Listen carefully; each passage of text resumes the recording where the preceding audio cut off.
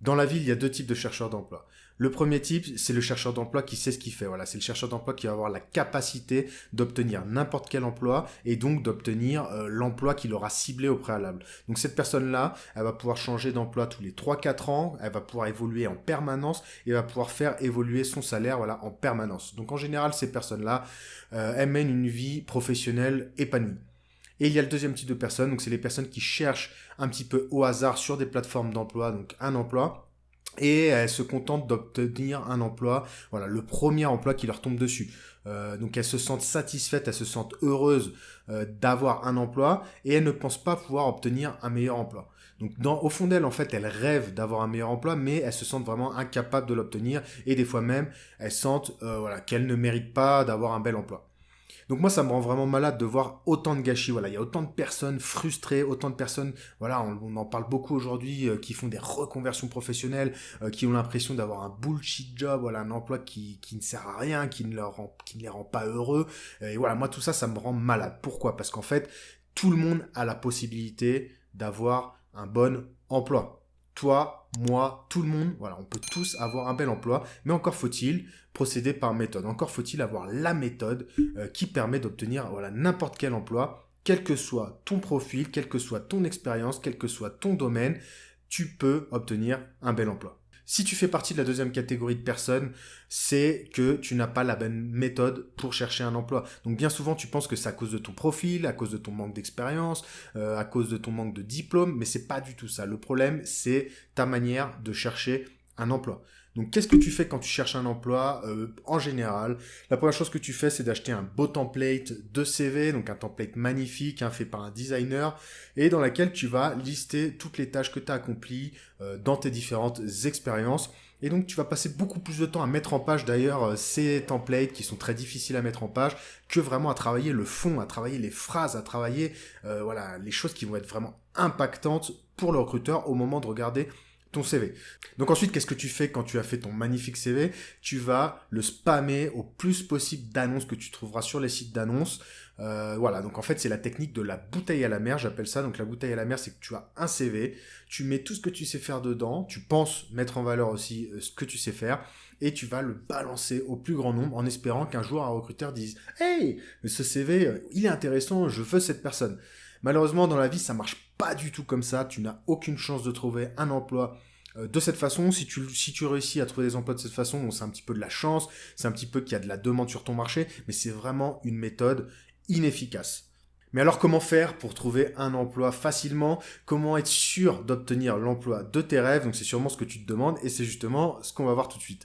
Donc tu vois, la méthode pour obtenir n'importe quel emploi, pour obtenir le job de tes rêves, c'est justement de faire exactement l'inverse. Voilà, c'est pas d'avoir un CV et d'attendre que tout le monde tombe dessus et se dise waouh, c'est intéressant. C'est à l'inverse de créer un CV à la carte pour un emploi que tu auras choisi ou pour un type d'emploi que tu auras choisi.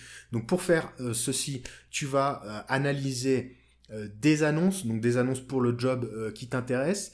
Tu vas analyser l'entreprise, tu vas essayer d'identifier ses besoins, ses enjeux, sa culture, voilà, tu vas vraiment l'analyser en profondeur et tu vas faire en sorte de lui montrer un CV qui va parler au recruteur. Voilà, hein. Tu vas montrer au recruteur exactement ce qu'il cherche et tu vas pas essayer de leur montrer ce que toi, tu as envie absolument de leur montrer. Donc voilà, un CV, je sais c'est très difficile souvent. On a vraiment envie de montrer tout ce qu'on sait faire, de montrer toutes les langues qu'on parle, même si on connaît que 3 mots. Mais tout ça, ça sert à rien. Il faut cibler, il faut juste mettre à l'intérieur de ton CV les seules choses qui intéressent le recruteur et tu balayes tout ce qui sert à rien, tout ce qui n'intéresse pas le recruteur. Donc je sais c'est très difficile, il y a beaucoup de personnes qui sont incapables de faire ça, mais si tu suis cette méthode, je peux t'assurer que tu obtiendras déjà beaucoup d'entretiens, parce que c'est de cela qu'il s'agit. Un CV, ça ne sert qu'à obtenir un entretien.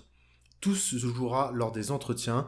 Donc comme je le disais, tu vas analyser ce que recherchent les recruteurs pour l'annonce. Tu peux même faire une petite analyse de marché de plusieurs annonces pour le travail que tu recherches. Et tu vas détecter un petit peu les mots-clés, les choses qui reviennent dans toutes les annonces pour justement montrer aux recruteurs dans ton CV voilà, les choses que toi tu possèdes dans ta boîte à outils, mais que veulent voir les recruteurs. Donc tu vas leur montrer ça. Et surtout, tu vas montrer que 3 ou 4, 5 compétences par expérience mais que les recruteurs recherchent. Donc tu vas développer en quelques lignes, en 2-3 lignes, chaque compétence et tu vas tout simplement leur montrer que tu possèdes cette compétence. Tu vas pas faire comme la plupart des gens, juste dire j'ai fait telle tâche, mais tu vas dire moi en faisant telle tâche, j'ai obtenu tel résultat, ça a permis à la société de résoudre tel problème et tu vas montrer vraiment que tu as développé cette compétence, que tu la possèdes en parlant d'un cas concret. Donc il vaut mieux parler que de 3 ou 4 points dans chaque expérience, dans ton CV, mais vraiment les développer, vraiment montrer que tu les possèdes, vraiment donner envie aux recruteurs. N'oublie pas que les recruteurs, les RH dont on parlait, ils vont passer que 30 secondes, 1 minute sur chaque CV. Des fois, ils ont une pile de 100 CV pour une annonce. Donc ils vont juste survoler. Donc si tu arrives à les impressionner dès les premières phrases, leur montrer que ton profil c'est vraiment le profil qu'ils recherchent, tu es la personne qui va pouvoir résoudre les problèmes de la société, résoudre tous les enjeux de la société, tu vas tout de suite passer au second step, tu vas tout de suite avoir un entretien.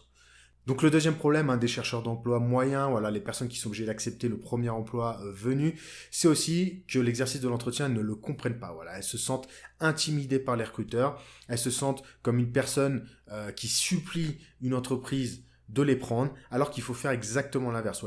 Il faut comprendre que toi, quand tu vas dans un entretien, tu vas vendre ton profil, donc tu es comme un vendeur qui vient vendre ses tapis sur le marché. Tu as confiance en ton produit, donc tu as confiance en ton profil, tu sais que ton profil est le bon, tu sais que le profil est celui que recherche l'entreprise, et donc tu as confiance en ton profil, tu as confiance en toi. Donc c'est toi qui choisis l'entreprise avec laquelle tu travailles, et c'est pas l'entreprise qui va décider si elle veut de toi ou pas. C'est vraiment une question de mindset, c'est vraiment une question d'état d'esprit. Il faut que tu changes cet état d'esprit. Donc il faut surtout pas que tu sois impressionné aussi par les personnes que tu auras en face de toi, que ce soit des RH ou des profils techniques, peut-être tes futurs collègues, ou tout simplement des directeurs, et toutes ces personnes-là, il ne faut pas être impressionné par elles. Il faut vraiment essayer de créer une relation de confiance. Il faut que tu arrives à parler avec elle comme tu parlerais à un ami, en restant professionnel bien sûr, mais il faut vraiment respirer, il faut être relax. Tu as confiance en ton profil. Il ne faut pas hésiter à parler de choses personnelles, il ne faut pas hésiter à créer du lien avec les recruteurs, avec les personnes que tu as en face de toi. C'est ça qui va faire la différence en entretien. C'est pas une personne qui vient réciter comme un robot son CV. En entretien, le CV, on s'en fiche. Le recruteur a déjà lu ton CV. Ce qui l'intéresse, ça va être vraiment de voir une personne en face de lui, en face d'elle. C'est d'avoir un être humain, avec des sentiments, avec des projets, avec de l'ambition, avec des défauts, avec des passions. Il veut voir une personne humaine et il veut se reconnaître en cette personne. S'il se reconnaît pas en toi, c'est tout de suite terminé. Les recruteurs, dès les premières secondes de l'entretien, ils vont savoir s'ils sentent que tu es le genre de personne qui est faite pour intégrer leurs équipes. Parce qu'au final, à notre époque aujourd'hui, le profil technique, on s'en fiche un petit peu. Les recruteurs désormais, les startups, les entreprises modernes, elles préfèrent recruter une personne sans expérience qui va pouvoir apprendre sur le tas et développer des compétences techniques. Mais par contre, elles vont vouloir une personne qui a des qualités humaines, ils vont vouloir des personnes qui sont capables de travailler ensemble, de se respecter, d'être honnêtes. C'est des valeurs que les recruteurs cherchent vraiment à déceler lors des entretiens, et c'est pas du tout à savoir si tu sais développer telle ou telle chose, si tu sais faire telle ou telle chose techniquement. Donc attention, tout ce que je dis là, c'est de manière très générale, c'est une façon de voir les choses, c'est à toi d'analyser vraiment en fonction de ton emploi où mettre l'accent, mais sache que si tu es, par exemple, moi, mon domaine, c'était le développement informatique, quand j'arrive en entretien, le développement informatique, je vais avoir des entretiens techniques, je vais peut-être même avoir des tests à réaliser, donc la partie technique, elle se validera lors de ces tests, lors de ces entretiens techniques. Le reste des entretiens, c'est vraiment pour valider la personnalité. Donc je t'invite à prendre de la distance, à vraiment te mettre à la place des recruteurs. Demande-toi qu'est-ce qu'ils veulent voir en face d'eux, quel genre de personnes elles veulent voir en face d'eux. Est-ce qu'elles préfèrent voir une personne toute stressée, qui arrive à peine à parler, mais qui récite une longue liste de choses extraordinaires, qui sont à peine crédibles, ou est-ce que tu vas préférer avoir une personne qui paraît extrêmement à l'aise. Une personne à l'aise aussi, rappelle-toi, c'est une personne qui n'a rien à cacher. Souvent, les personnes qui sont stressées, qui sont pas à l'aise, c'est des personnes qui ont des choses à cacher, et ça fait peur aux recruteurs. Donc encore une fois, pose-toi la question, les recruteurs, qu'est-ce qu'ils vont vouloir voir ? Est-ce qu'ils vont vouloir voir une personne à l'aise, une personne détendue, une personne capable de créer du lien, avec un inconnu assez rapidement, ou est-ce qu'elles vont vouloir voir une personne extrêmement sérieuse qui récite tel un robot son CV ? C'est à toi de voir. Voilà, c'est tout pour cette courte vidéo. Donc le but c'était juste de t'inspirer, hein, d'essayer de te faire voir les choses différemment, parce que voilà, je vois beaucoup trop de mauvais conseils passer sur internet, voilà, promulgués par des RH, voilà, qui donnent des conseils scolaires qu'ils ont lus dans des livres de recherche d'emploi des années 70. Voilà, tout ça c'est mort, c'est fini, ça sert absolument à rien. Moi, le seul conseil que je peux te donner qui va être vraiment efficace pour faire la différence dans ta recherche d'emploi, ça va être de penser par toi-même, de te mettre à la place des recruteurs, de te demander mais que veulent-ils voir pour ce poste, et à partir de là tu trouveras toi tout seul des solutions, des méthodes qui vont être vraiment beaucoup plus efficaces que tout ce que tu trouves sur certaines chaînes YouTube, sur certains articles de blog.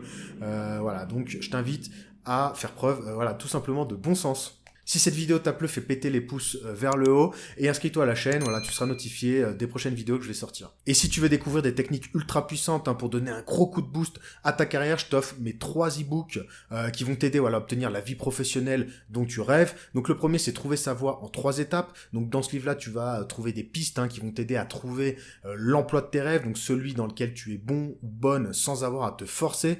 Le deuxième, c'est 3 conseils pour réussir un entretien. Donc voilà, dans ce livre-là, tu vas apprendre 3 choses hyper importantes que tu trouveras nulle part ailleurs, qui vont te permettre de vraiment faire la différence en entretien, même si tu n'es pas la personne la plus qualifiée. Enfin, le troisième livre, c'est 6 hacks pour négocier ton salaire. Donc voilà, dans ce livre-là, tu vas apprendre à négocier ton salaire, que ce soit ton futur emploi ou l'emploi dans lequel tu es, demander une augmentation. Tu vas utiliser des techniques qui sont simples à utiliser pour négocier, qui sont puissantes, même si tu n'es, si tu es timide, si tu n'as pas confiance en toi. Donc je t'invite vraiment à aller jeter un coup d'œil.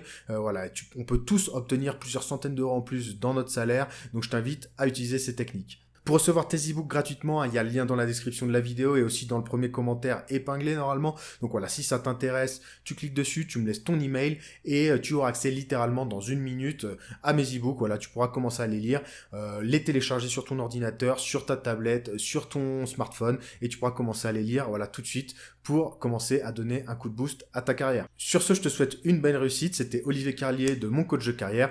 On se retrouve dans une prochaine vidéo. Ciao, ciao.